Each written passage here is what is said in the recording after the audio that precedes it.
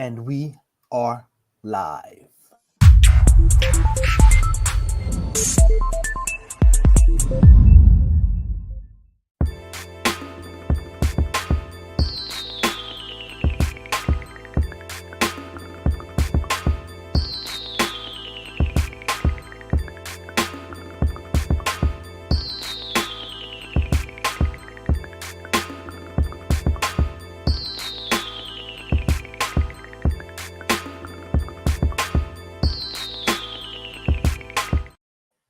Greetings and salutations, Focused Up family. Welcome to the March 30, 2024 installment of the Focused Up Show. We thank you for tuning in with us live every Saturday morning at 9 a.m. on YouTube and various other platforms, or catching up with us on replay. And we ask that you click that like, that subscribe, that bell, and share to support and maintain your weekly Focused Up fix. I am Mr. Nice Guy, nice as in the word saint spelled backwards, and my host today, the brother Walk, host of Sex Talk with Walk, every Thursday at 9 p.m. We got Victor Freeman, the author of the esteemed book Bowen that we've had on the show. Salute to you, brother. We got brother Charles X, resident minister of information. We got Mr. Floyd X, the boss, and the infamous El Pooh, producer and star of Spin That Back. That's every Saturday at 10:30 a.m. That's be 30 minutes after this show. And today's show, what's gonna be today's show, El Pooh? We're gonna talk about the Wu-Tang clan. That's what's up. That's what's up. So that's what's up. So we don't have First Lady today. She's a little bit under the weather. So we're gonna hold you down, sister, and hope you feel better soon. But what's going on with you, brother Walk? Man, I'm chilling, man. I'm ready to go. Had a good week. And ready to rock and roll, brother. All right, brother Charles X. What's going on with you, brother? Yes, sir. As always, I'm excited to be here on the show with the esteemed panel and looking forward to another great dialogue. Guys, welcome back, brother Vic. What's going on with you? Yeah, thank you again for inviting me to the show here. I'm actually enjoying. I'm actually out in Chicago. I know I am somebody who is known to be from New York, but that is my heart and my hometown. But in Chicago, actually enjoying a pretty nice day today. But I'm really looking forward to spending some time with you guys and sharing my thoughts. Salute to everybody on the panel. East Coast in the house. What's going on with you, boss man?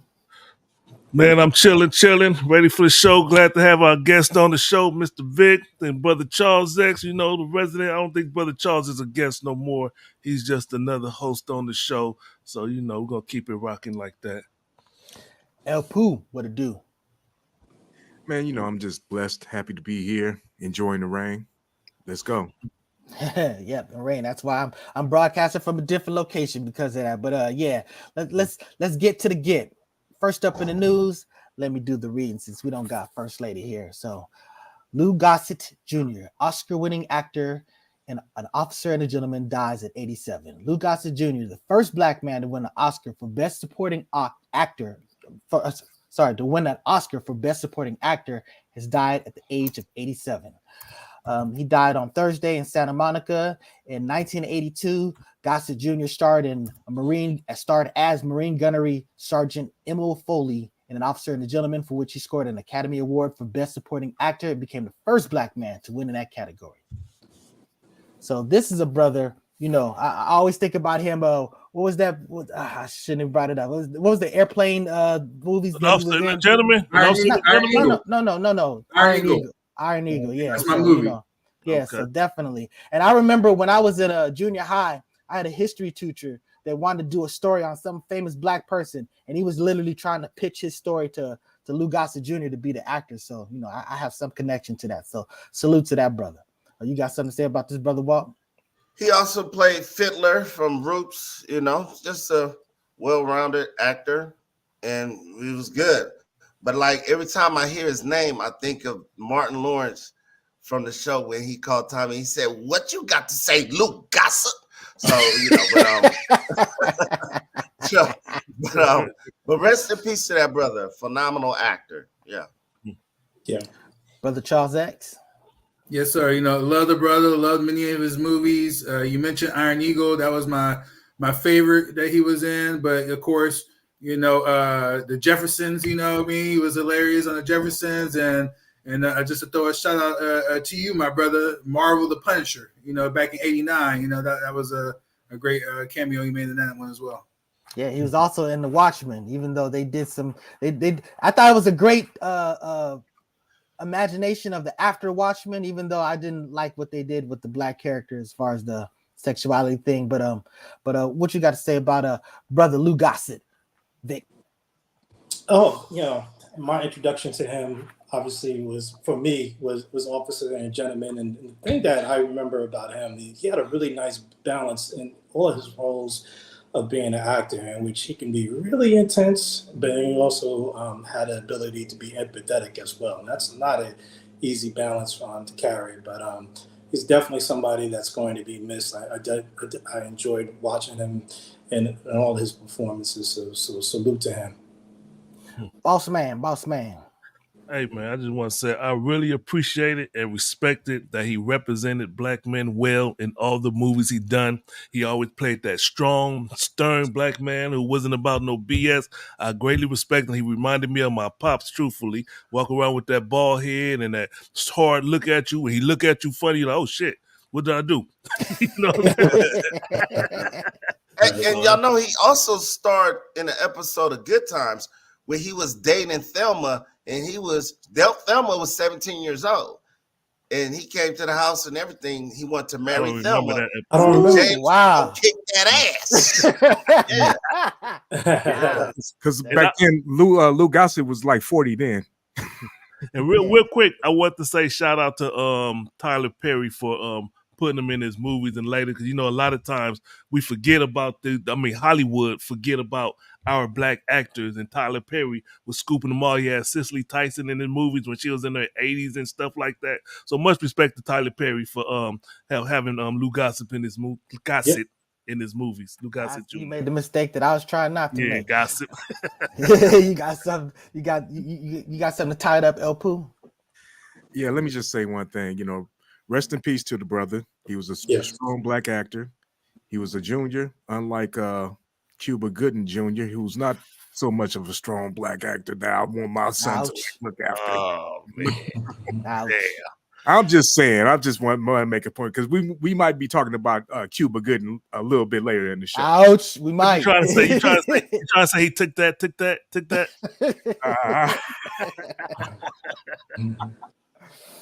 All right, come on, man. Where we at? Right, so here we go. Take that. Oh, so we're gonna go to what we got up next.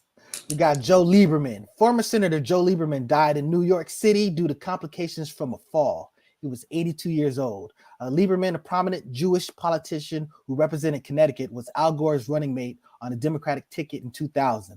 Lieberman became a player on the political scene again in recent years as the founding chair of the No Labels Party, which is weighing launching a unity ticket in this year's presidential race, though no major candidates have said they plan to join. So, you know, we give respect to people that have had impact on America, you know, good and bad. And, you know, rest in peace to that brother, and our condolences to his family, and same as to brother Lou Gossett Jr.'s family. You got something to say about this? I did vote for Al Gore in 2000. So, you know, he was on that ticket. You know, rest in peace to Joe Lieberman. I mean, it's more stuff to say about him, but I'm going to keep it respectful. Leave it there. I'll say it for you, brother, when it comes time.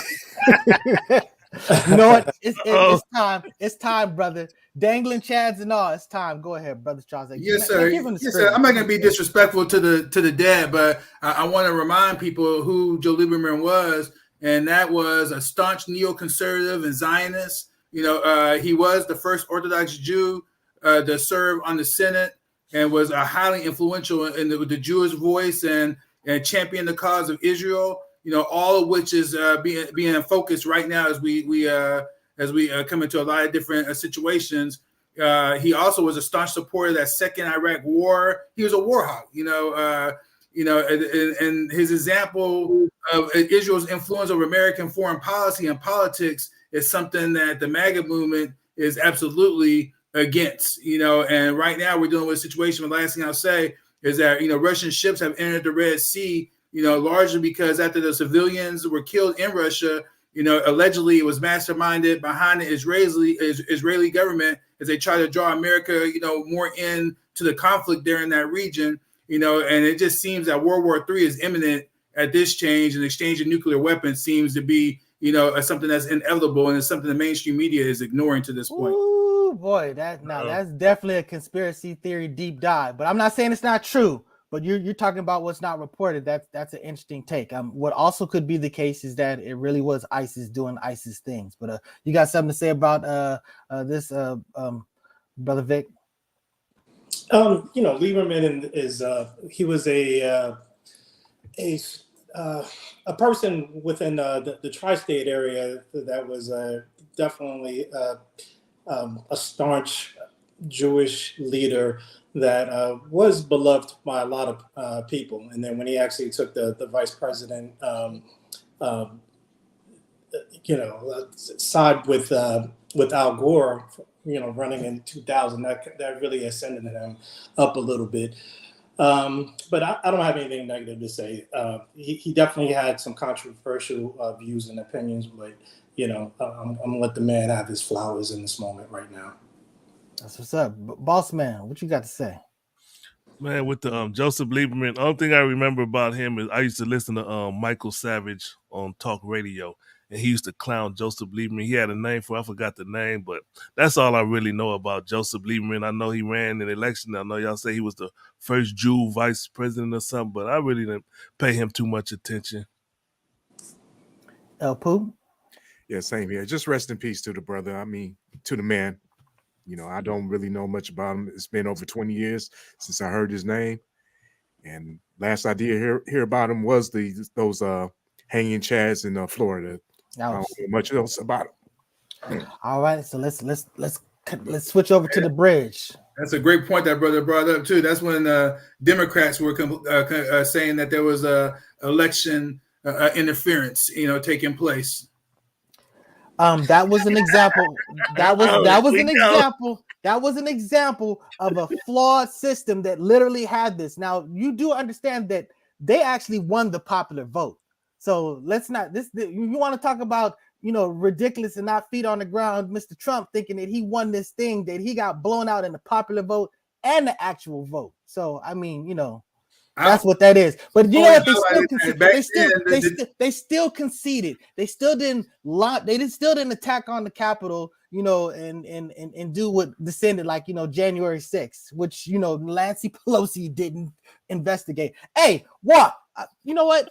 Since you brought that up, hey, Walk, can you hear us? You around? I'll come back to we'll come back to this, Brother Charles, when we try to give Trump something like his flowers later on. But let me ask you something, Brother Charles. So you believe the election was stolen?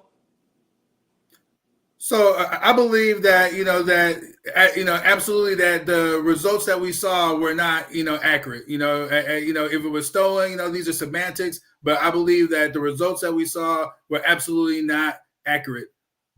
Accurate in the sense that there was accurate in the sense of how much that gap was and how many people actually voted for the Biden administration.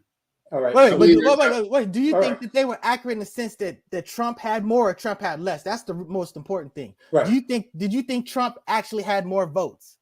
I can't say one way or another, but I believe that there was, an influence that took place, so I don't have enough evidence and facts for me to come out and just say that, hey, I firmly, believe that this is the case, but I believe there definitely was interference. And I don't believe that gap was, as large as it was, if there was a gap at all, So you believe that there was a gap, but at the same time, you're stating that it wasn't maybe as large as you perceive it. And you do realize there's the electoral college, for, representation for each state. And then what Brother Thomas has mentioned, and also the populist vote. All right. So he lost in both situations. And if there was some interference, it would have to be extreme.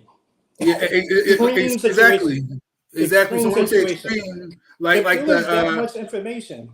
Right. So remember at that time we had the COVID situation that was going on. So we never had so many mail-in ballots, and ballots being placed in drop boxes ever in the history of our vote. And so that's where I believe that there absolutely was some interference taking place, and that actually, impacted the election, just on that point alone. There was other points as well that I would say, but just not to get off topic, that's a show in itself. And it sounds like me and Victor, man, I need him on Sunday school. No. Him on Sunday school because I love the pushback and the dialogue. You know what I mean? So yes, sir.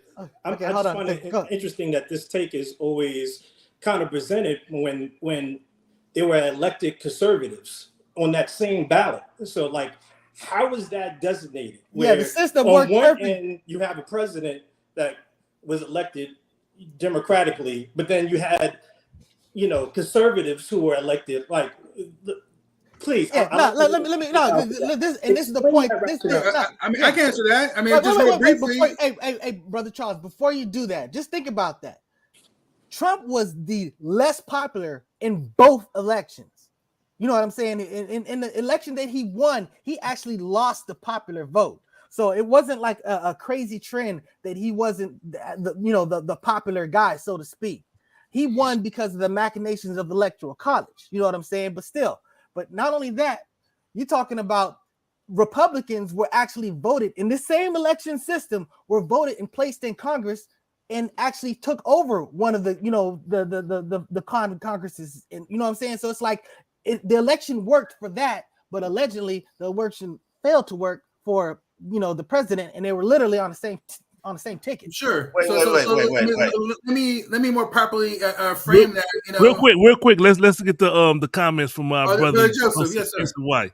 He said it was extreme. We went to sleep, Trump was winning. Woke up, Trump was losing. Y'all gonna address that? Or the reason why. Let me address that.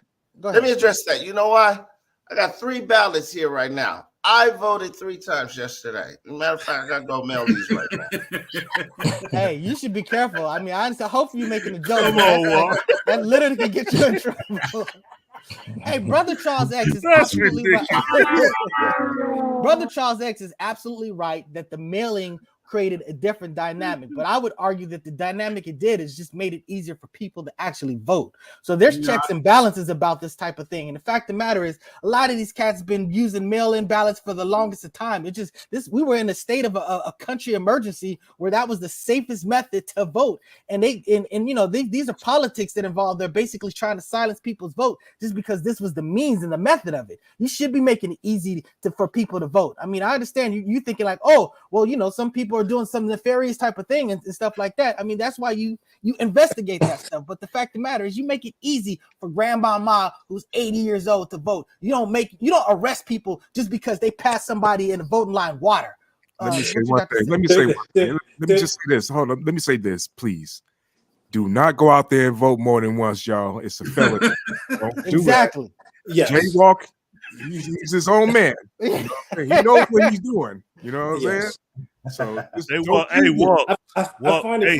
I got to go back real quick. Jaywalk, okay. You need to go on Vlad TV and just tell him everything. Okay, just go to Vlad, let him know everything. Come on. So Victor, come on, let's move on from this. Yeah, we got a lot going on with this stuff. We do. Like you're arguing the merits of this ex-president Trump, and your name is Brother X, and in the national debate he had in that election year, he actually called on the Proud Boys during that, and he wouldn't denounce racism. Like, I don't know how you can even ignore those points from a president who obviously was so polarizing and did a lot of virtue signaling to white supremacy. It's real easy for me. But like I said, I was just asked a question prior. I never even got a chance to address it. So what I'm willing to do is we could table this, go to Sunday school with it, and go real deep into the depth on it and move on to the topics. You know what I mean? That's what I'm talking about. The show, Brother Charles X says you want war. We should go to war. Meet me at Sunday school, nigga. Okay, we know for 2 shows over there on Sunday school. You know what I mean? So I'm gonna take a cue from Brother Walk. Let's move it. Let's move it a little bit along. Okay, so But the so, all Charles right, say you so- want to go to war, I'll take you to war. all right, so now we're gonna bring up this sister. Oh no, I'm sorry, the bridge. Oh god, we were a little bit far behind. So a massive cargo ship plowed into Baltimore's Francis Scott Key Bridge early Tuesday, causing a 1.6-mile structure to crumble like a pile of toothpicks, plunging cars and people into the frigid water below. The ship, about 984 feet long, almost the length of 3 football fields, weighed 95,000 gross tons. That's 213 million pounds. Just minutes before hitting the bridge, there was a total blackout on the ship. The ship lost engine power and electrical power and was unable to maintain its intended direction and collided with the bridge. You got something to say about this, Brother Walt? Well, their stuff is coming out about it. It was Indians from the country of India. That was their boat. They was bringing in stuff in here for that. But for that bridge to shatter like that. That was kind of odd. For just to crumble like that, it was kind of odd. I'm not a conspiracy theorist guy, but the writing's on the wall. But y'all go ahead. I read that the bottom line is that there's a Jesus take the wheel. Okay, you heard that, El Poo? So there are redundancies with these bridges that make them much more safer, and that was one of the bridges that didn't have those redundancies. So that was a big part of that. But Brother Charles X, you got something to say about the bridge?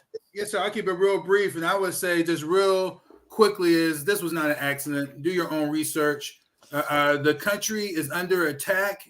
That route was responsible for 3,600 shipping trucks across that bridge every day. That's critical for the East Coast, in particular in New York. And that was a post I saw.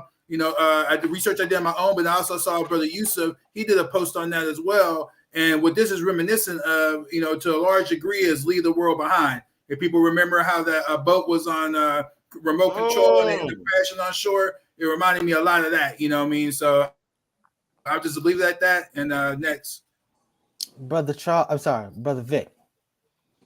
Yeah, it's actually frightening. I've actually gone over that bridge several times. I can't really say like 1:30 in the morning, but when you're in the East Coast, you travel over so many of these bridges, Key Bridge, Queensboro Bridge, George Washington Bridge, you name it. And you would think the structure of those bridges would prepare you for such a thing, but it was an extremely large object, and I'm not going to even pretend to be an expert in this area. It just sounds like a huge tragedy, and my prayers go out to those whose lives who were actually lost due to this unfortunate mishap. Amen to that. El Poo, you got something to say about this? To tie it up? Yeah. Rest in peace to those people that lost their lives on that bridge right there. But aside from that, all I got to say is the bridge is over. The bridge is over. Oh, come on, man. Hey, Walk. Yeah. We are not going to condone that. I know the boss man is going to make you run a few laps for that one. But let's go on to the next. What we got up next? You wrong for that. El Poo, you wrong for that. You wrong for that, brother. You wrong for that.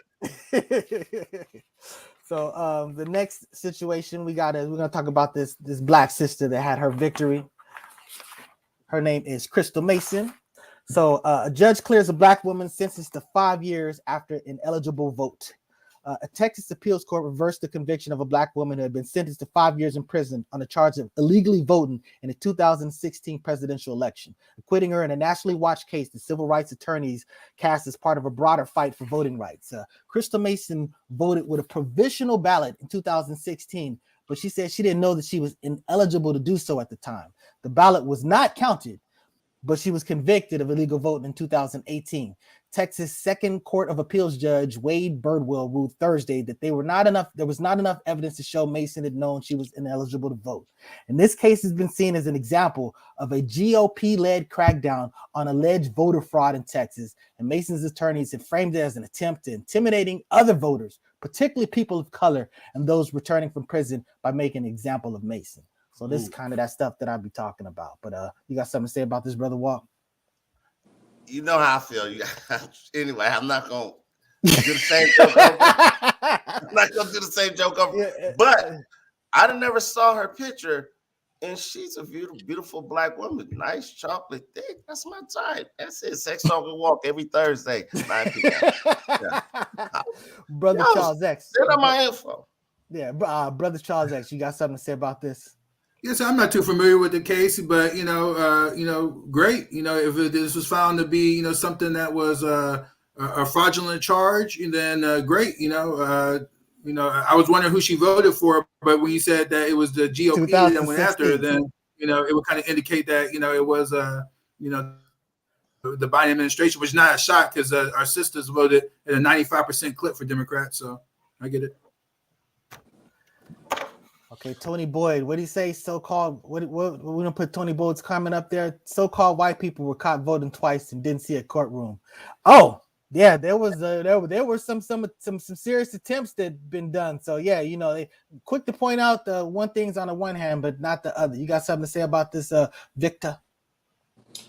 Yeah, and again, myself, I'm not too familiar with it, but I think the key thing that I took out of this is that she mentioned the word unaware, and that's kind of hard to prove either way. If the intention was there, it would be a shame that she got away with something like this. I think there should be a lot of integrity when it comes to your vote and casting your vote to ensure that we are voting for who we want collectively in office. So, but again, if she's stating that she was unaware, I think, and that would be the difficulty, I guess, of trying to prove. And that was the thing about it. What she didn't do is she didn't wait for the period of time to pass for her voting rights to be fully restored. So it wasn't like a situation where she no longer had to vote. She knew she had to vote. It's just that it hadn't been properly restored yet, and she prematurely voted. Right. Very, very anxious to participate in 2016. You got something to say about this, boss man?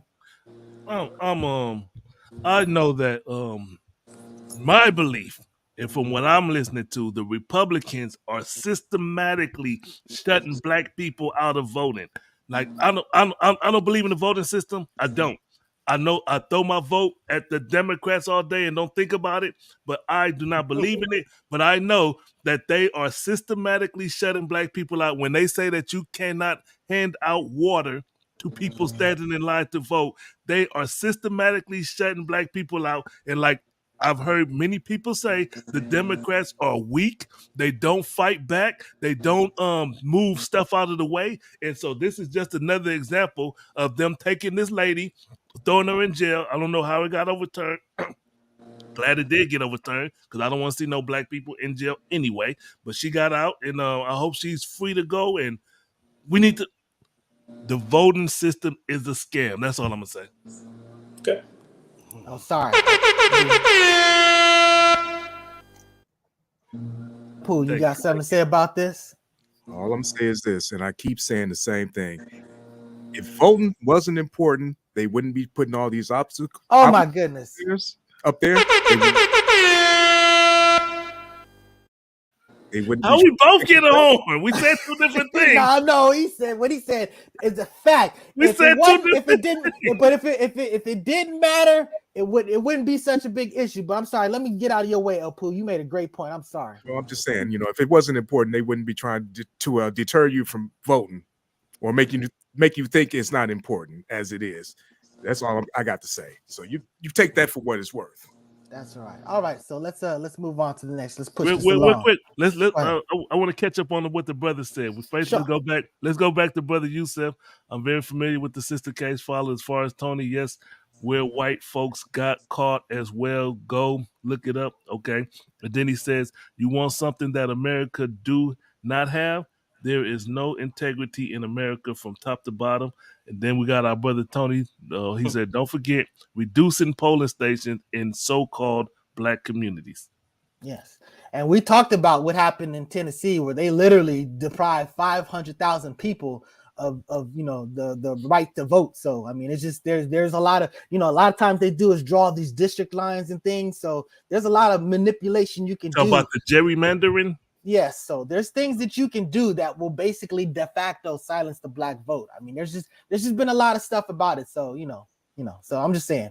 But again, brother Charles X, I need to repeat this. This is very clear. This is one thing that I love that we set up on Sunday school, is that this brother has a very pro-black credential of his, his history. This is a brother, and so he's not a person that's just he ain't no Jason Whitlock. You know what I'm saying? He understands. Who are you talking about?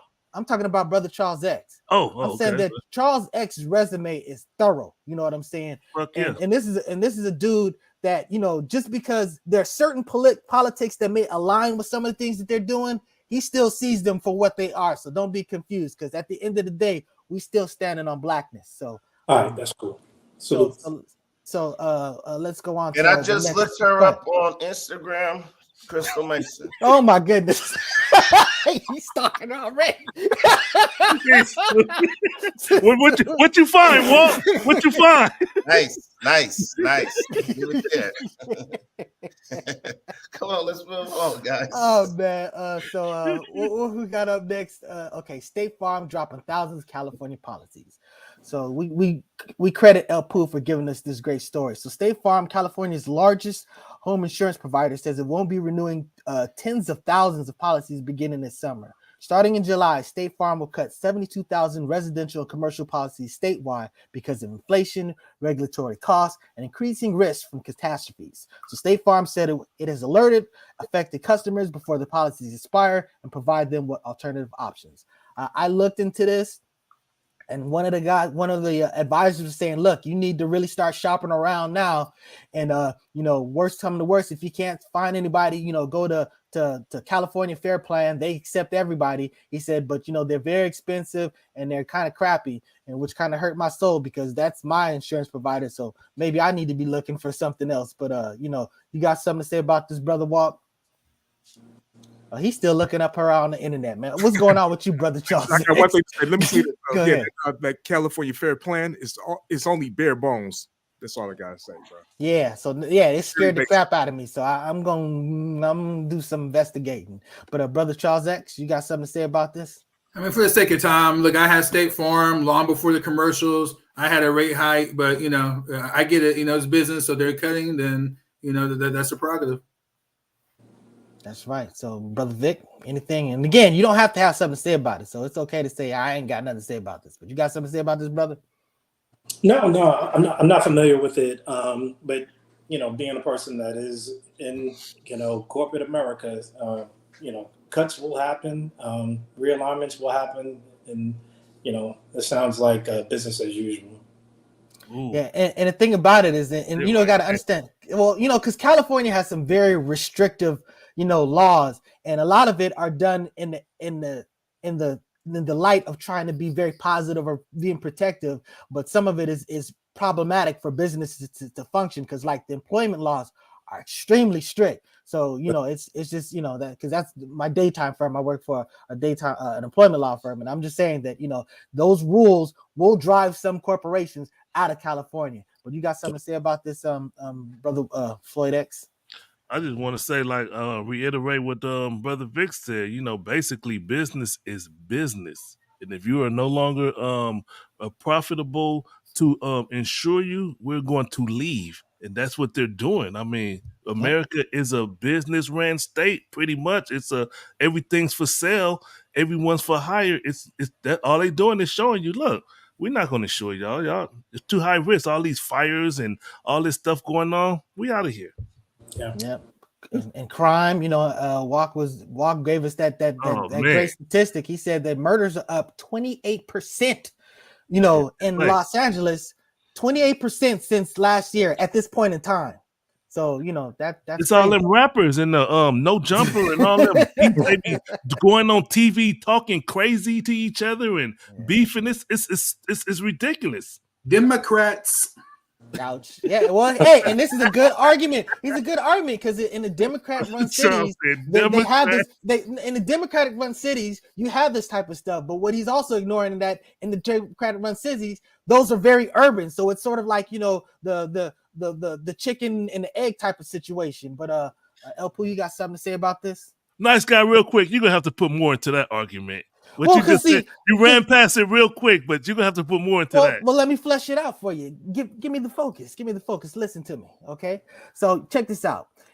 When you have dense populations, there's going to be more activity type of a situation. So you've got people on top of each other. There's going to be more crime as opposed to in these rural areas where everything's going to be stretched out, where they may not even prosecute. They be all Mayberry and they're like, oh, we'll just slap him on the hand and he just goes whatever. So you're not even having a much triggering crime type situation. So the fact of the matter is now you have all these urban people to see their situation and they're voting for like who am I gonna vote for? Well, you got one side that's basically saying, look, I'm all about the employer, I'm all about protecting rich people, and then you got these other people saying I'm about the little man and whatever. Now they may both be lying, but the fact of the matter is this is why you'll see that they'll be voting that. But the bottom line is it's not their situation is not a byproduct of Democratic run institutions. It's the fact that these things go hand in hand, because that's where the people that would desire Democratic will tend to voice their vote. So you understand what I'm saying? Yes, but hey, Brother Charles, we need Sunday school. We need y'all I need to have Sunday school so we can hash. I need more information. So can you please have a Sunday school so we could get all the info, so you and brother Mr. Nice Guy could go back and forth and we could decide. I'm good for tomorrow or even next Sunday. So and please bring in Brother Vic. Brother Vic, yes, sir.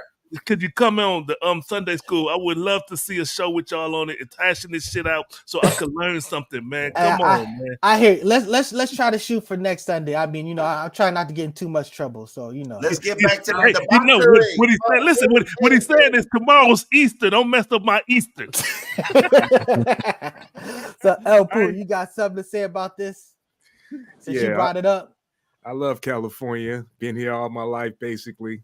But it's unaffordable, and I'm looking back east. That's all I got to say. Hey, you got a shout out, Mr. Nice Guy, brother Tony. Hey, man, big cuz I finally got don't block him. All right, hey, let's wait before we jump into commercials. Let me just do the Carly Russell real quick. Carly Russell, the one who lied about being kidnapped and all that stuff. Yes. She was sentenced to, I think it was 6 months or a year of probation and duty service. So she will serve no time in jail. And I know some people are pissed off that she could sit there and lie and give them fake tears and nothing happens, because a lot of people say that women are unaccountable. Go ahead, Brother Charles. What you got to say, brother? No, I was saying, it's me. I'm one of those individuals. Yes, sir. Okay. You know what I mean? Okay. Unaccountability of way too many women, and including our sisters at times. Yes, sir. So she was convicted. So if you we just giving you an update because we spoke on it in the show a while back when it was happening, and she was convicted or sentenced, better yet, and she won't serve no time in jail. So she gonna walk around and she got to do community service. That's all. Here we go. Let's jump to the commercials real quick, and then we'll go straight to the topics. And then we'll go straight to the topics. Yes, sir. So the commercials. Let me get to the commercials. We started off with our good brother La Brea Trucking.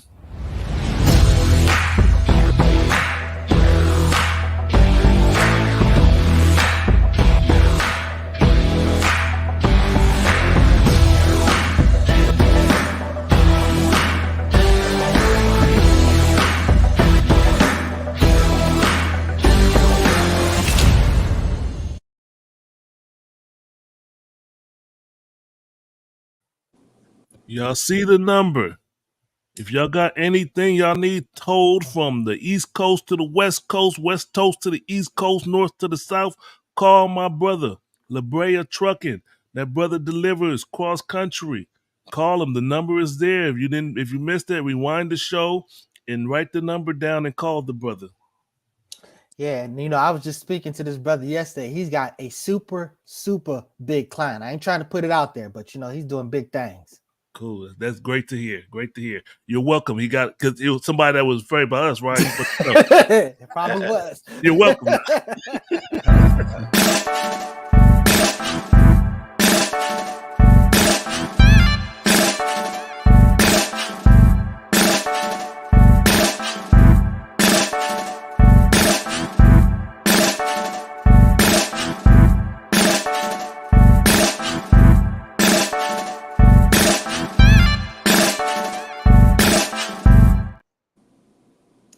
get you some of that black honey. That's gobealive.org. And that's right, Sister Nija, we're going to get you back on, but go ahead. Next commercial. Next commercial.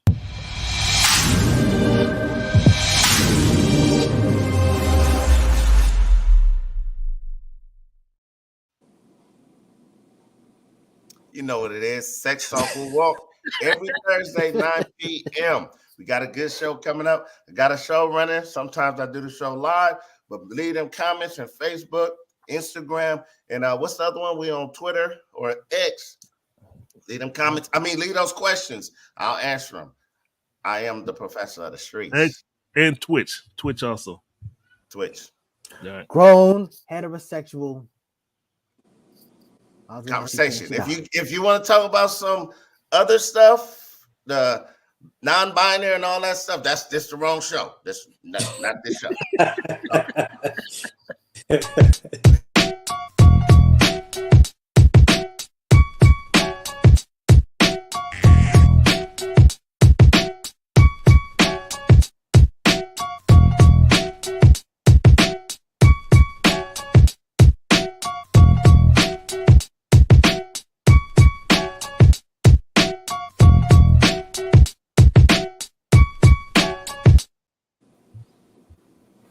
That's right. Saturday at 10:30 a.m. Spin That Back, hosted by the infamous El Pool over there, the star of it, the number one show on the Focus Up Network. What we got? Okay, I'm sorry. What was about to say? No, you got it. That's right. And we're gonna have our brother Victor. Victor's gonna be on the show because he grew up with a lot of these cats, from the island of Staten. He grew up with the Wu-Tang clan? Grew up with the Wu-Tang. Yes, I did. That's cool. Yeah. That's cool. Yeah. Most I know most of them, with the exception of ODB, Jizza, and Master Killer. They're actually from the Brooklyn section. I'm originally from Staten Island, Park Hill to be exact. It's a Clifton section of Staten Island. So Park Hill, that's Leroy's spot. That's the connection where I met you. But we'll save that for Spin That Back. Let me say this. If you know him so well, why you didn't write a book on him or something? Well, he did write a book. First of all, he wrote a book. He did. That's right. He wrote a book about. Can he answer? I did write a book, but the book is not. It's not a Wu-Tang book. It's not a Wu-Tang book. I'm not trying to. So how can I say? You're not trying to ride their coattail. Yeah, I'm not trying to ride. They are a part of your story. But there are mentions of just like me rubbing elbows with a couple of the members of the group, definitely. But it is not a Wu-Tang book. It's my own story. Well, since you brought up the book, let's talk about it just a little bit. Since you brought it up, what is this Bowen about? What is that? So Bowen is a street that's adjacent to Park Hill Avenue, which is, again, the Park Hill section of Clifton, which is the home of most of the Wu-Tang members. And Bowen is my story from the age of about 2 years old to 18. And I talk about just different things that occurred in my life. It's a memoir. I feel like I have an everyday person's perspective. So even if you're not familiar with me, I think I have a perspective that you can relate to for those that do know me, who maybe grew up with me or maybe have known me as, a business associate or a friend or even a teacher, because I was a teacher for a couple of years. I think they will be able to gain a lot just from some of those experiences which saved me. And I'm very proud of it. I wrote the book for no other reason but for me. Just to exercise some demons at the same time. But the name is Bowen. You can find it on Amazon, Barnes and Nobles, and most sites. It's a personal story. Again, it's my memoir, but I definitely believe that you will find satisfaction in the read itself. Yeah, I personally read it. I loved it. Is there a Vlad moment where you confess to crimes you did that are not that pass the limit of statute? What's going on now? I think it's very cathartic for anybody who writes a book. I mean, there was definitely moments that I thought to myself, like, am I going to really put that in there? And at times I did, and other times I didn't. But no, I didn't incriminate myself or anybody else for that matter. But I was very candid. There might be some family members that might think differently. Yeah, there might be some family members that may find differently. But as the words of Cat Williams, if you wanted me to talk better about you, then you should have treated me better. Oh, amen. Oh, wow. That was really powerful what you just said. I never heard that. That was really powerful. No BS. That was really powerful what you just said, man. Yeah, but I wrote positively of those people who influenced me well. As you know, I think that's definitely important as well. I mean, it's my story, and it's how I saw it, and each one of us here has a story. I just happen to put pen to paper and put it out. All right, let me go to the last commercial.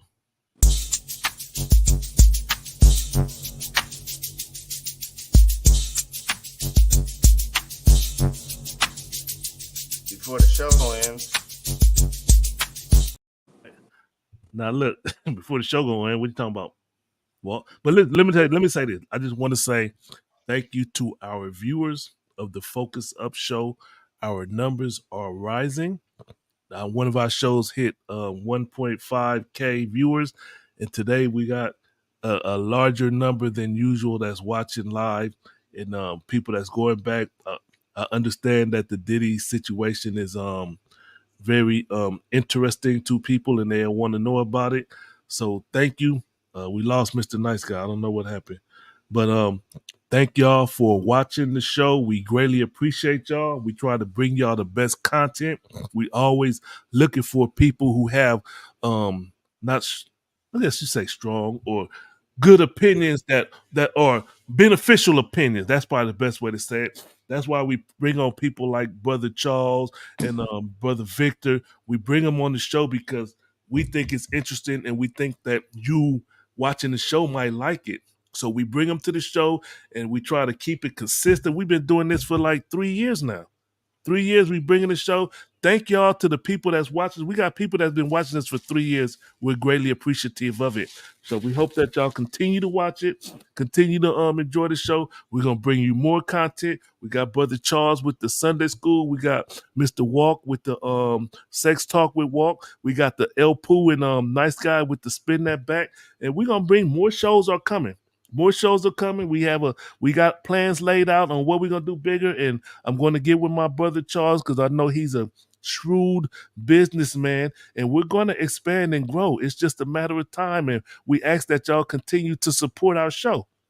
Yeah, boy. So I'm assuming that Mr. Nice Guy, his battery died because he don't never leave the show like that. So I'm assuming that he encountered something. So we're going to move forward with the show, and we're going to get to the topic that everybody wants to talk about. Everybody wants to talk about Diddy, and what we put up. What was that we put up? We asked Diddy in trouble. Diddy in big trouble. Take that. Hold on. We asked the question. We said, "Are the ghosts of Diddy's past haunting him?" And the reason we put it out there like that is because a lot of people are not even focusing in on what he's being accused of or why did the police raid his house. They jump past all of that and they say, oh yeah, he getting what he deserved. You know, when you heard about what Diddy did, you heard what he did to Mace, you heard what he did, all these what he did to Craig Mack, he taking people publishing, he doing that, and everybody is condemning them and they okay with them going down, not even contemplating or considering that this might be a conspiracy, like our brother Charles be saying. It's a conspiracy. So nobody's even looking at that.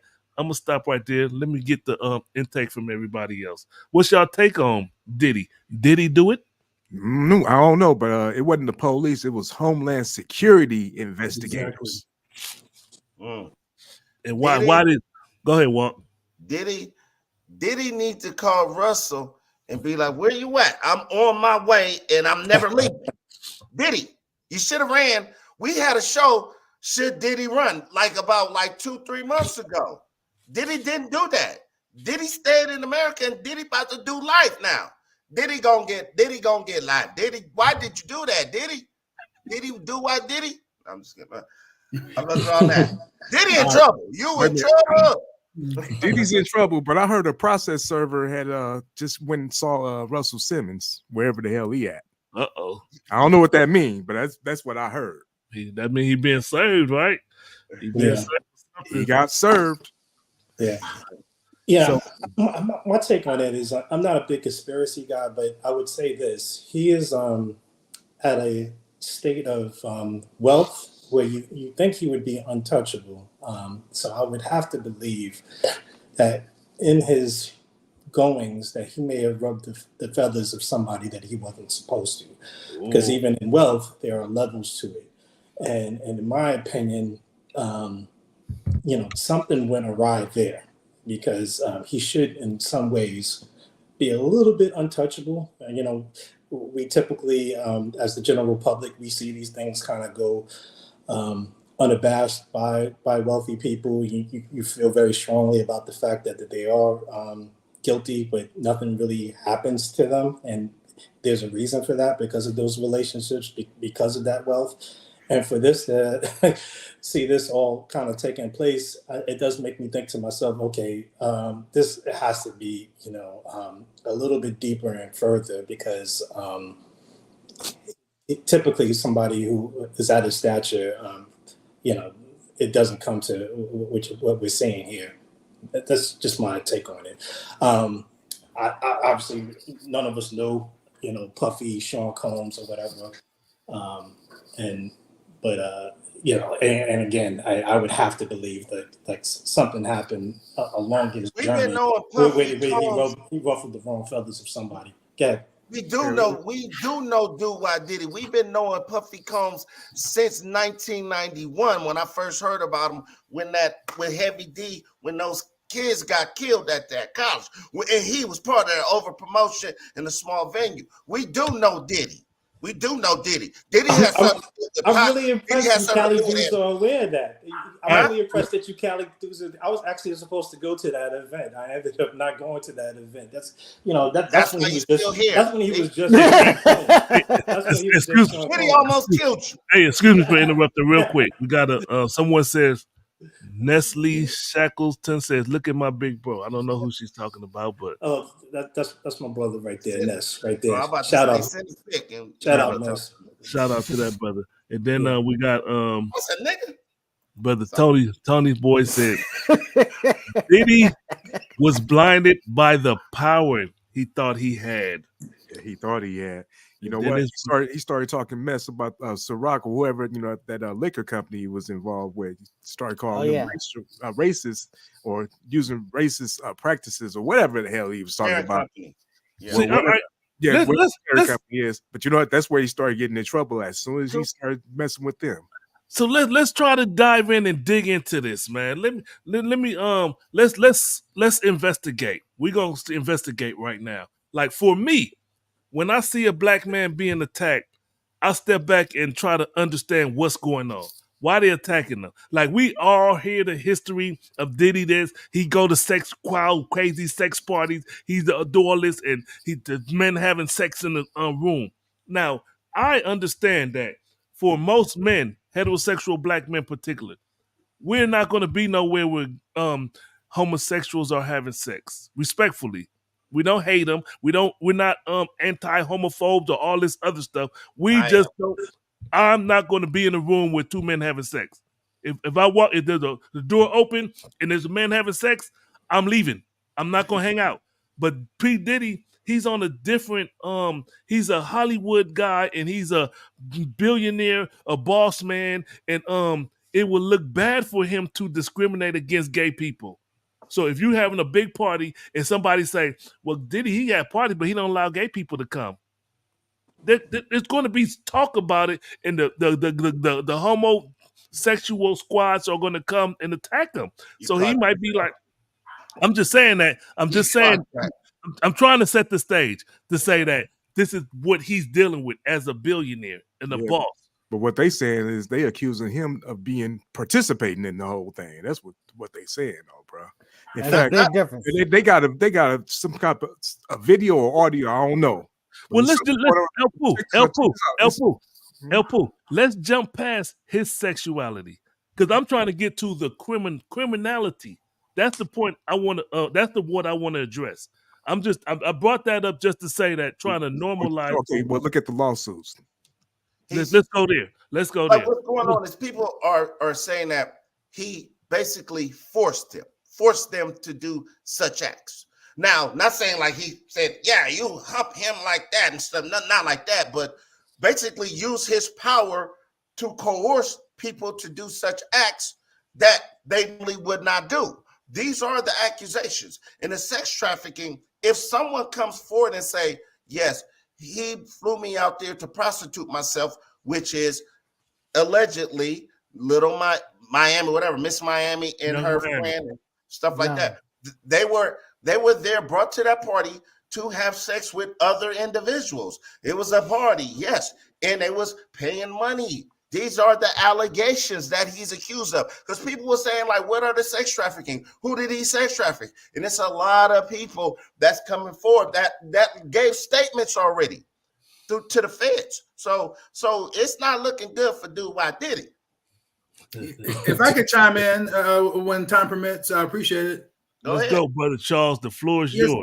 Yes, sir. Well, Brother Walk he hit it. You know what I mean? Because what we're really talking about here is human trafficking. And I want to remind you that the cases he has right now aren't even dealing with a criminal case at all. They're civil cases. So then it was just really unusual in a civil case to see a Homeland Security raid on his home. Why not police? Why not FBI? Why not the CIA? You know, what was the purpose, of this raid? And generally, it's to get information for a criminal case, so that was real peculiar. But then there's been, ideas floating around that the information being seized was to hide Combs and maybe even others' involvement, either to protect him and or them. So now we're getting back to so-called conspiracy. Me personally, this is no attack on anyone. I can't see how we could ever, as Black people, act like there's no such thing as conspiracy, because literally our status and our condition in America is a conspiracy. So we should be the greatest, individuals that is really looking deep into situations, when they're occurring, But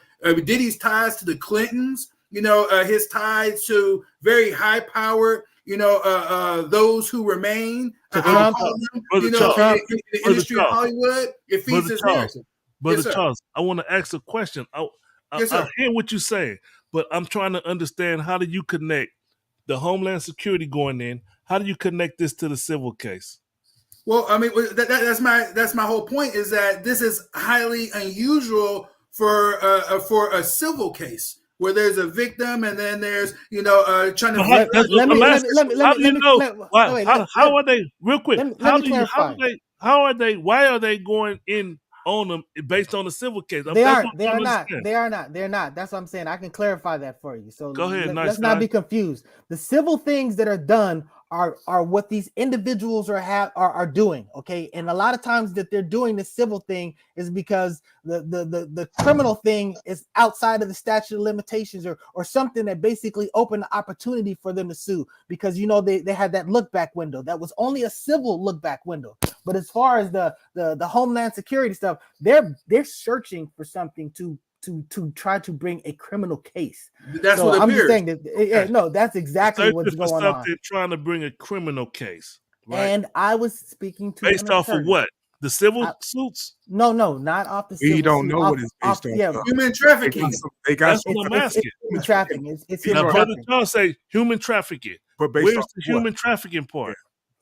The human trafficking is if it's sort of like Epstein. If he's hosting these parties and he's bringing in females just to be available, that's basically prostitution type situation. That would constitute human trafficking. So you know what I'm saying? If you're supplying these females, if you're procuring the females and supplying the females and paying the females, and especially if these females are underage, it creates that even further complicates that situation. So that's what a lot of this is about. And they have plane tickets bought to certain destinations. That this is a whole computer trail, a digital trail of all these things. That's why they went into his house, took computers from both his mansions. Now look at this. We all have computers in the house. I got 3. They take these computers. I'm in trouble. But and that's the thing about it. They're seizing video because a lot of these people have accused that he has stuff on video that he shared with people that they didn't give him the authority to. And if he's holding on to, if he has a video of someone who's underage or doing something, that's a problem.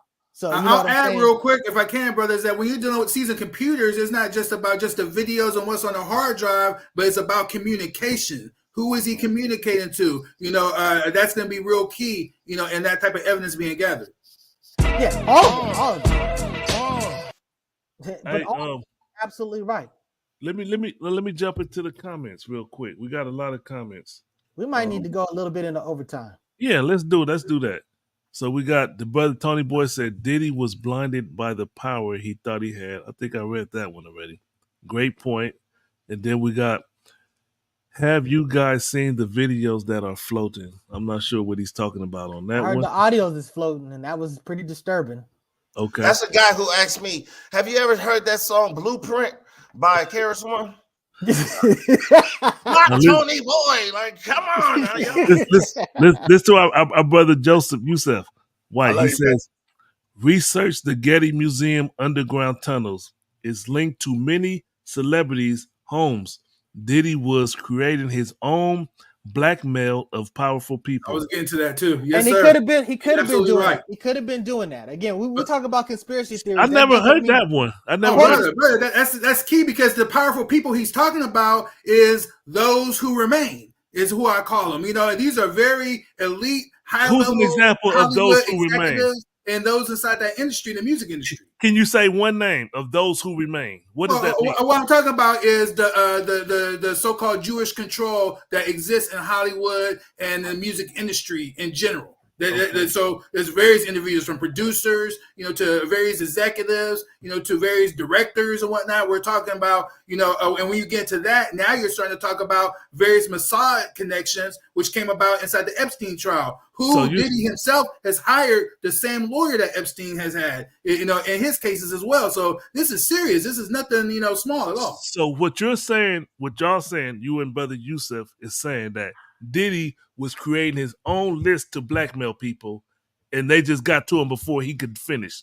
Allegedly, it appears that Diddy himself was collecting leverage on maybe someone being able to oust him, and him having some type of information that can say, "Hey, hold your horses." And that's what I'm saying. So they got to him before he could finish. That's what I believe. Yes, sir. Okay. With the evidence, information I saw to this point, I believe that. All right, and let me get. Go ahead, nice guy. And that's why they say when you're doing criminal investigations, sometimes the simplest answer, the simplest whatever is the cause. So I'm just saying that's one of the problems with these convoluted conspiracy theories. But the reality is conspiracies do happen. So I don't mean to undermine it. I'm just saying that you just did. No, did by saying convoluted. You just did. No, because I'm saying it's a fantastic stretch of the imagination in some of these respects. Damn, but the bottom line is that's why we need Sunday school. But it still happens. He's okay. I'm just saying. All right.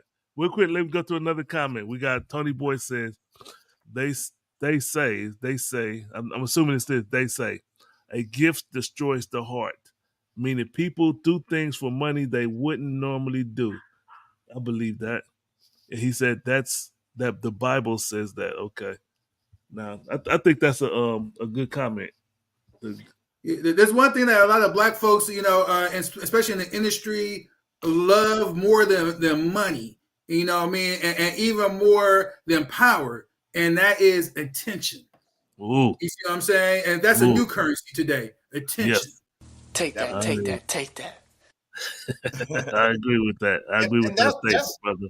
That, like, I was looking at some videos where they had Justin Bieber was with Diddy, and he was like talking about how he was the proprietor, not the proprietor, but the guardian of Usher. And I'm like, what if parents are like, here's my son, party animal. Here, he's 14.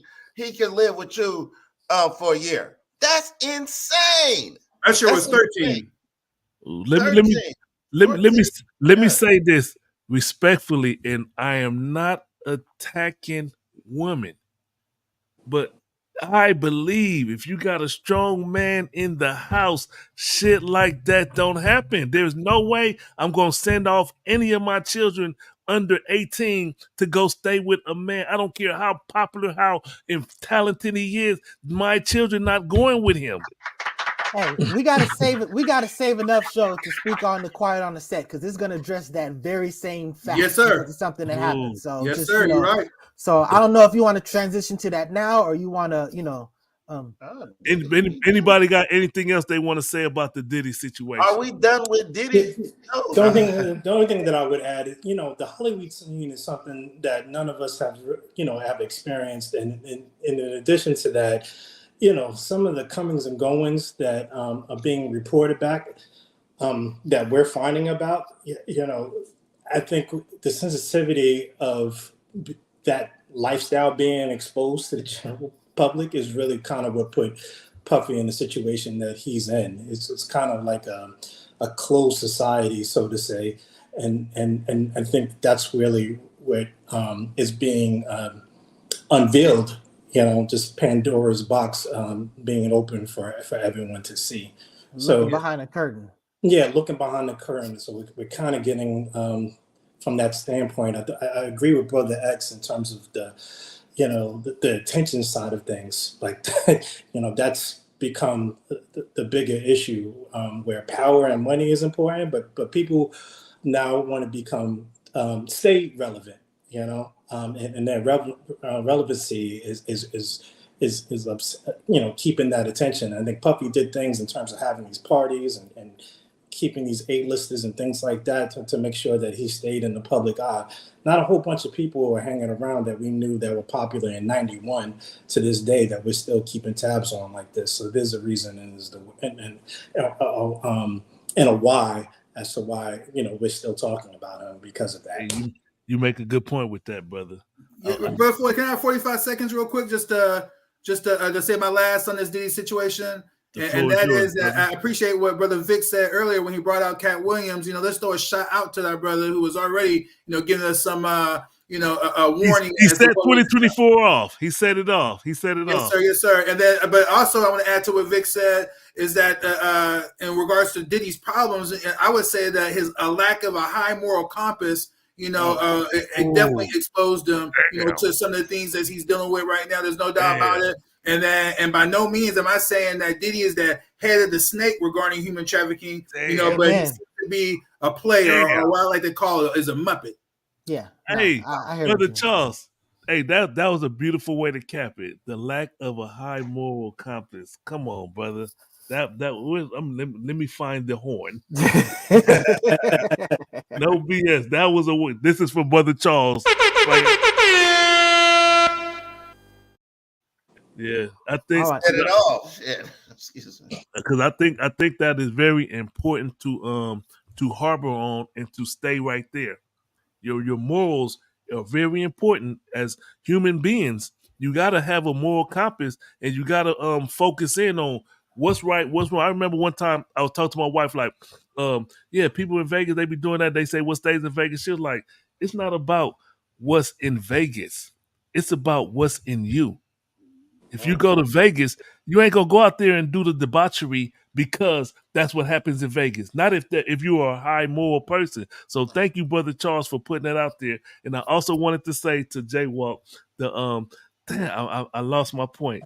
Because he said the N-Diddy committee, Jaywalk is the president of the N-Diddy committee. I wanted to stress that, but I missed my point. But thank you, Brother Charles. That was a good point to move on. All right, so let's pivot over to the Quiet on the Set, the dark side of the kids' TV. Brother, do we really have time to give this piece justice? I'm sorry to interrupt, but should we just deal with Ice Cube, or we got time for it? That back show's gonna be hot, so I want time for y'all to prepare for that. We'll be able to talk about it. Because this is going to be a quick. I'm gonna just say something quick because it really ties into what there was just said. I mean, even if we don't say anything more than this, there were 3 episodes, and a lot of the beginning episode was a lot of stuff that was, probably things that weren't really proper for kids to be doing, that, you know, grown-ups were having kids do. There was some uncomfortable things going on the set and stuff like that. But really, I want to harp in on the third episode. The third episode was you had the TV show called Josh and Drake, and I don't remember which one it was, but the bottom line is, as he was previously on one of the former Nickelodeon shows, and the father, you know, what they have is the rules is that the parents have to be, you know, on the set and somewhat involved with what their kids are doing. So this dude's father was very involved and very protective, and he just saw that one of the interactors was very handsy, touchy, and he felt like he was kind of grooming them and working on him, and he kept sort of like inserting himself, like, hey, you know, that needs to stop. And they just put a whole lot of pressure to try to push him out the way. The dude ended up reaching out to homeboy's ex-wife, you know, the mother of the Nickelodeon star, to be like, hey, you know, this he's gonna get your son lose this job because, you know, he's just, you know, he's too much of a problem. You should probably be the manager instead of him. So she basically connived with this dude and ousted him. Now this dude was on top of it. He was protecting his son, but she was like, well, I'm not driving all the way out there. You know, he can stay over that person's house, and, you know, and because he's got to take him in the morning instead of doing all of this stuff. So she was all lax about it. And this dude was sodomizing him. I mean, just doing all type of horrible, terrible things. Everything that the father saw that he was worried about actually came to fruition. And it was just an example of, look, you know, that masculine man that is going to step in there and do that and hands-on, as opposed to, you know, and again, I'm not saying that all women are like that, but this was a prime example of a man needing to be there to protect his kid. And he was not allowed to because of what the woman did. I want to say this, Mr. Nice Guy. We need to. I think we need to commit more time to this conversation. And I think so too. Yeah, for future shows, because it's so important. This is As deep. far as, man, it's real talk. As far as men being in there, and it again, it's not to minimalize women. It's not. But I'm telling you, you got a strong man could shut shit down. They shut shit down. And when I was watching that, the first 2 episodes, the first thing I noticed, fathers weren't there. It was the mothers taking the children to the shows, and they wait, that seems weird. The black, I'm focusing in on the black mother particularly with her daughter. She was like, that seems weird. And she talked to the dude, and he brushed her off. And she couldn't find that. She didn't. In my opinion, she didn't have that hard line. Like, nah, motherfucker, this is not going down like that. Right. She was just too nice and too trying to grasp it. And it's a man draws the line. Like, you cross this Rubicon, it's wartime. You cross that line, we go into war. And that's what was missing.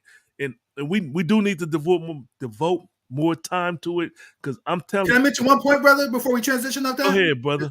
Just on that same point, a point that struck me was one of the abuse victims' parent, this was in the first episode, she was disappointed and had resentment from her own mom, who used to be a legal assistant in Hollywood, who refused to let her and her brother be a part of the industry. So now she grows up, she has children, her daughter wants to be in the life, so she exposes her daughter to this industry, and then the daughter gets abused, and then the mom doesn't even notify the police in fear that she would be judged as a bad parent.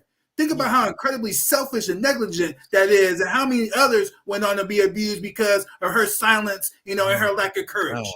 And a lot of these people backed down because they were worried about, they had such a good job, the kid had such a big gig, they were scared to buck the tide. You know what I'm saying? They didn't want to mess it up. Opportunity of a lifetime. So in their head, it's the opportunity of a lifetime. My son or daughter's going to be a big star. Man, I was so sad when I started the little black brother, the brother, the nuts, and he was like, I don't know what happened. They said, oh, you're not going to be on the next season. They just canceled him because I think it was his mother or somebody was too involved, and they were like, oh yeah, we just X him out. And the brother with the nose, had the nose costume on. That was ridiculous. That was, oh my God, I was so sad. I couldn't watch it no more. I said, I ain't watching this no more. And it was all disgusting. Mr. Pickle, the racism with the little black kids, man, it's all crazy. It's all disgusting. But people was letting their children be involved in that stuff. Knock it off. They did the same with R. Kelly. I don't like to talk about him, but that's R. Kelly. They did the same. You dropping your kids off to this. Insane. If y'all spending the night, I'm spending the night too. I'm here too. Where are we going? I'm there too. I'm watching the whole time. Quit playing, man. We do need more time on this because I got a whole bunch of notes. I wonder if Diddy knew Dan Schneider. Yeah, he Ooh. apologized too. Wow. He got a whole freaking hour video of him apologizing for who apologized. Dan the head of the class, big fat white. Dan Snyder. He apologized about it. Well, he apologized. He apologized about a lot of stuff. Now he was actually He was having shows about him. Massages. Yeah, he was getting But I'm massages. saying, I didn't hear the apology. What's the apology y'all talking about? he was apologizing that Dan Snyder has did a video apologizing for the things that he allowed to happen on the set and all the stuff that he was doing, or the stuff that he allowed, or the subject matter, the things that he did. He even offered to censor a lot of those shows to take stuff out. Because, like, for example, on the Amanda show, he had the character's last name was Taint. Yeah, and I saying? never heard that word until I saw that show. I was like, I never knew what that meant until I saw that show. And he did it deliberately. He said, just don't tell them what it really means. And then when they asked it was all very deliberate. So, and it was just like, he crossed those boundaries. But he was a big, he was really there for that dude, Josh or Drake, whichever one that got assaulted, that they talked about in the third one. He said that dude really, helped him out once he found out what was going on. Because but where's the prosecution? Where's the trial? Where's the raiding their houses? Where is all that stuff? They're busy with Trump. They're busy with Trump. Damn. They're not worried about that. They're busy with Trump. There's like one show on Nickelodeon I'll let my children watch, and even then I downloaded it and whatnot. Can you guys guess what it is? SpongeBob. Avatar, The Last Airbender. The Last Airbender. Okay. The only one. I thought it was Dora the Explorer. I don't even know. I was tripping because when I was watching it, I watched it with my two daughters. They were like, "Dad, you got to see this." And we sat down and watched it, the first two episodes, and I was like, I didn't know nothing of what was who or what was where. I was like, who is that? And the only one I recognized was the Keenan and Kel. That was the only ones I recognized. They were like, she's like the biggest star on Nickelodeon. I was like, I never heard of her. The Caucasian girl. Yeah. Because she's been cutting up. She was the one that was like downtown Los Angeles walking around naked and stuff like that. I mean, she had a TV show, adult TV show not too long ago, but she's got a lot of troubles.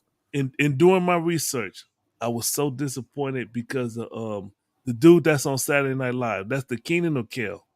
That's who cares? Yeah. Ouch. It's Keenan Thompson. It's Keenan. That's Keenan. Yeah. Keenan Thompson.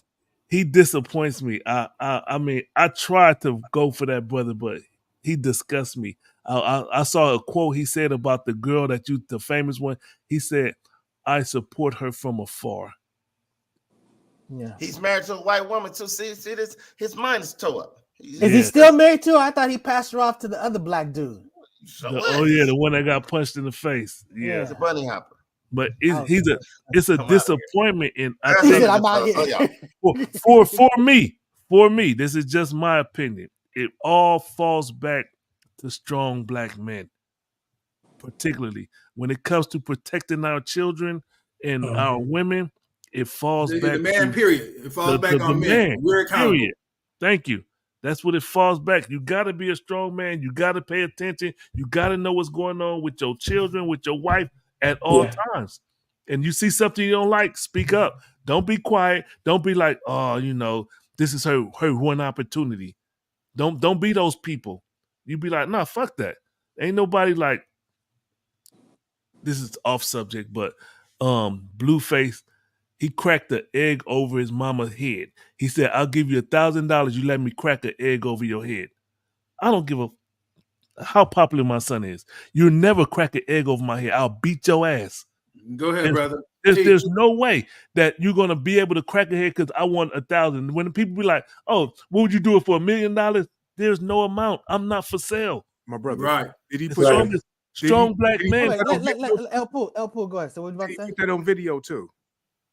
He did it on video. Oh man, no. He had it. No. He had them. He had his mama got beat up. Like he had the homegirl beat up his mama or something like that. I mean, trust me, he did so many capital offenses in my culture. He didn't grow up with a father. Yeah, exactly. That's what I said. To me, it's the bottom line is the men. As men, if you don't get nothing from this show today, as a black man, if you watching this show, You be a strong father. That's all I'm trying to put out there. You be a strong father. The problem is these women out here ain't the strong women like they used to be because I'm sorry, post crack era mamas are different. I'm sorry. I'll get let me add. I never seen this show Quiet on Set, but and I will say this: I do agree that there needs to be definitely an additional presence of strong Black men in the households. But I happen to be a situation in which my father passed away when I was young. And I had. I had a mother who was a single mother. I got my cues from, my uncles, some of my friends, things like that. I'm just a little wary of making sure that we make that statement and we're not blaming on women because sometimes they're putting these circumstances to no fault of their own. Yeah. But my situation in particular, I ended up becoming a father, and I fathered in a way in which I wanted to raise my kids from a standpoint of if I had the presence or I had a father that was active in my life, let me do those things. Was I perfect? No, I wasn't, but I was there for them. So I'm just throwing in the point that sometimes we as men do grow up and we don't have that male figure or father, and it's no fault of our mothers. It's innate. I just want to make sure that that's innate. pointed out. It's innate. It's innate, and I just want to stress that my pops didn't grow up my pops grew up without a father.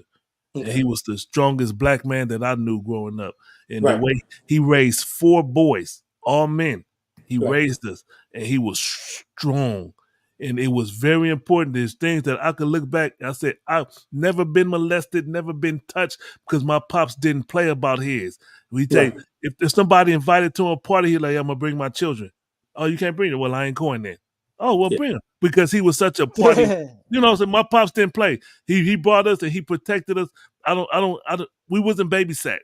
Nobody babysat us. And I'm just saying that as far as strong Black men is very important. And again, I'm not downing Black women. I'm just saying that the importance of Black men. When I look at Brother Charles, I know Brother Charles personally.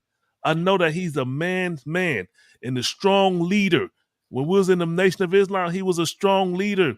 You could look at it. Oh yeah, that's a leader. Put him there. They put him there quickly, and that's what you need: strong Black men before strong Black men. That's what's gonna make stronger Black men. Yeah, that's bottom line. So that's all I'm trying to push. Okay. So we're getting close to spin that back territory, and I just want to do a quick shout out to brother Ice Cube for extending that offer to Caitlyn Clarke. He's saying that the bottom line is you $5 million or something to do like 10 games, and this will be in the interim. This will not interfere with her ability to be drafted number 1 and go to the WNBA. But he's just being smart. He's going to allow her to market herself, make some money, and for him to market his thing. So it's a win on both sides, whether she takes it or not. But again, this is not going to interfere with her ability to be in the WNBA. And in all honesty, she'll probably make more money doing this than she will her entire WNBA career. Look, hey, brother, you got to put it out there. The highest paid person, from what I understand, in the WNBA is $250,000 a year. That makes sense. The highest paid in the WNBA. Who watches the WNBA? I sure as hell. You'd be very fortunate they getting that. I didn't want to say that part. I didn't want to say that part. Listen. I'm keeping it real. You know what I mean? But shout out to Q for doing that, because that brilliant marketing move, and the big 3 is competitive, not like the NBA, but competitive. So I don't think the brothers is gonna give her a free pass and whatnot. You know what I mean? So I'm interested to see how she stands. They got that 4-point shot. They set her screen, and she takes that 4-point shot. Man, she's gonna be killing them. let me ask this question, because I don't know the answer. When the Brittany Griner, that's the basketball player, right? Yes, sir. Female. How much? Why did she go to Russia? How much was she making in Russia? Exactly. She's making more money in Russia, and overseas they make more money. Was it more than $5 million?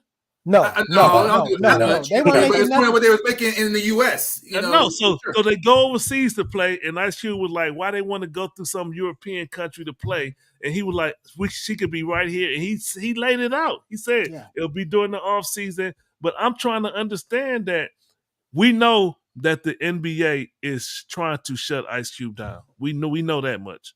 They are systematically trying to nice guy. Come on.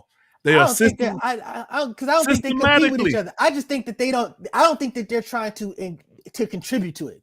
But if Gatorade say we want to advertise with the big three, and then NBA say if you advertise with them, we're not going to allow you to advertise with us. That's player hating, right? No, they player hating because they haven't found a way to capitalize off those retired players. And Ice Cube stepped in, to that void, and he getting it. You know what I mean? Yep. So now they mad they didn't get it. Just like they were also mad when our brothers that had who were the twins or the two young brothers from LA that was balling. That one of the brothers is injured right now. The other one's out there in Charlotte. I can't think of their names right now. You talking about LaMelo? Yeah, LaMelo, the balls. So remember, the daddy ball was like, look, man, I'm not gonna let y'all exploit my children. So he sent LaMelo overseas. He came back, got drafted, balling out of control and whatnot. So then the next thing you know, the NBA launched that developmental league and start keeping that talent local so that, they could go ahead and capitalize on these young brothers, before they go overseas and get it. You see what I'm saying? And just like the colleges, they was like, okay, now you guys stay in college at least 1 year.